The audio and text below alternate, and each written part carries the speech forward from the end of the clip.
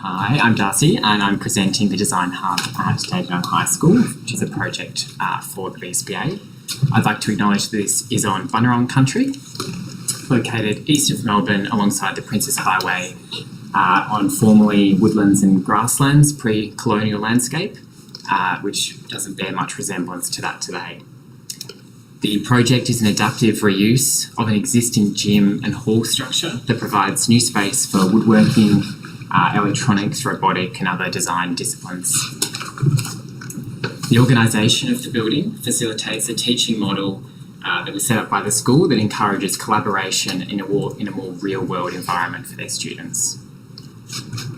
It's split across 2 levels inside the previously single-storey gym, with entry via a new courtyard space, voids, circulation up 2 stairs, one internal, one external, with the internal stair doubling as a bit of a lecture space.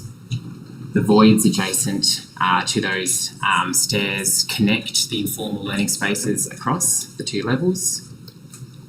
There's a handful of specialist spaces for tools and resources, and those adjoin a variety of different formal classrooms, from woodworking and to design technology sort of classrooms.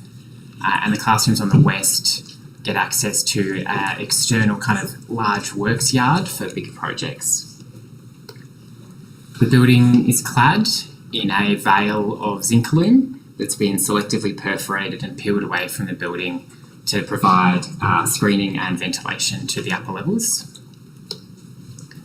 So I'd like to talk about sort of 3 key themes that run through this building, which is the adaptive reuse and the careful edits that were made to the whole campus, knitting together of the public realm, and the alignment of the building with the teaching model. So the master plan identified that the existing school hall and gym were no longer required, but the primary and secondary structure of the gym was fit for purpose and was identified by the project team for reuse.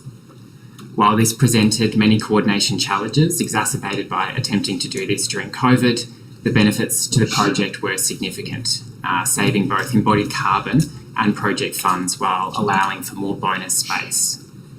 So the volume of the existing frame of the gym allowed for more generous ceilings and double height spaces that would not have been possible to achieve if we had to build it again as a new structure. Rather than conceal the existing structure, the core idea was to sort of express that industrial shed, and this economy of means was carried throughout the project, with exposed structure complemented by a palette of durable and simple materials. Just like the structure, everything is doing multiple jobs. So joinery as divider, as well as storage, stairs as a circulation, as well as lecture and gathering, and cladding as sun control, as well as balustrade. So the public realm. So this approach of careful edits also carries through to the public realm.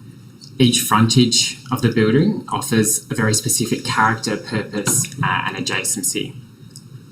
So the removal of the sprawling existing hall structure opens up the front of the school and creates a more welcoming entry.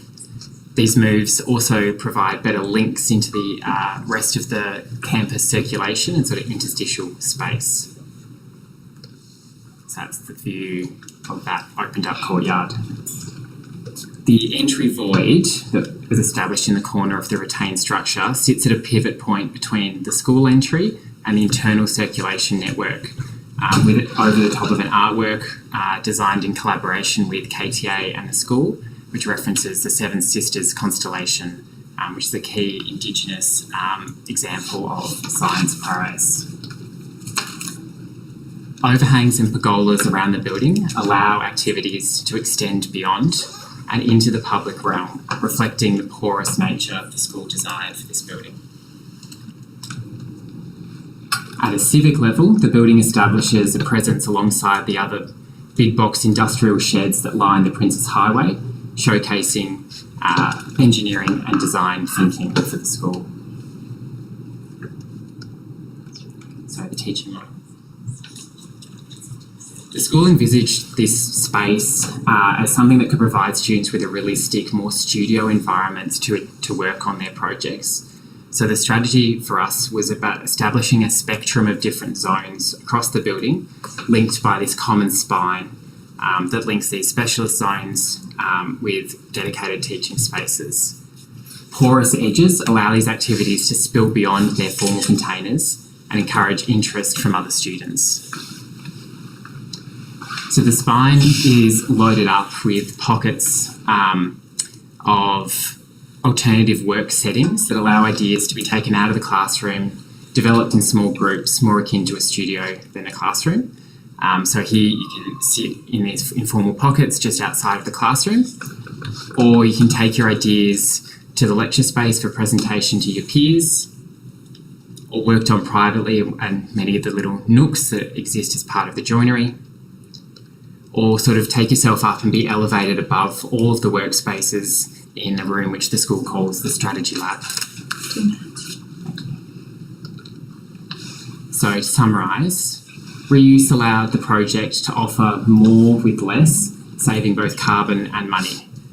The distinct frontages of the building offer different characters and opportunities, addressing the needs of different users, school, public and civic. And the embodiment of the teaching model creates a collaborative and cross-disciplinary space for the promotion of design thinking.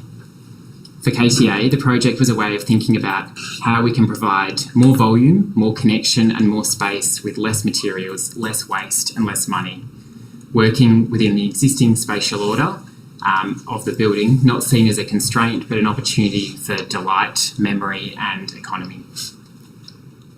Thank you.